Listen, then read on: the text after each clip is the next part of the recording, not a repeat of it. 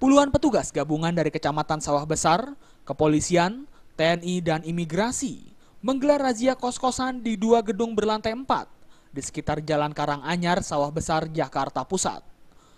Razia dilakukan guna menghindari bisnis prostitusi yang tengah marak dengan menggunakan tempat kos.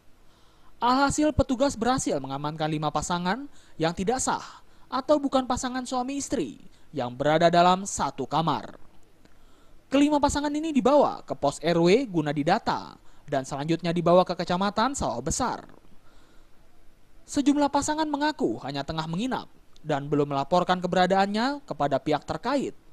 Tidak hanya pasangan tidak sah, petugas juga berhasil mengamankan 5 warga negara asing asal Nigeria. 1 diantaranya merupakan DPO pihak imigrasi. Mereka yang diamankan kemudian akan didata untuk selanjutnya mengikuti proses hukum jika terbukti melanggar.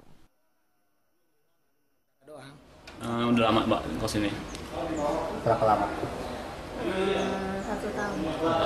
Tapi data sendiri semua lengkap ya? Punya. Mbak sendiri di sini? Iya, sendiri.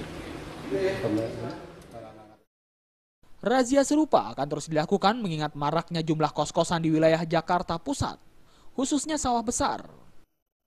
Nah, ini kita lakukan ya supaya betul-betul rumah pemondokan atau rumah kos ini betul-betul bisa tertib ya. Jadi kita tidak melarang siapa yang kos di sana, tetapi ada pelaporan karena di dalam Pergub diatur bahwa ada kewajiban perizinan. Kemudian yang kedua ada kewajiban melapor siapa yang mondok di rumah itu. Selain daripada itu di dalam Perda diatur setiap tamu yang memiliki 1 kali 24 jam itu wajib melaporkan kepada RT.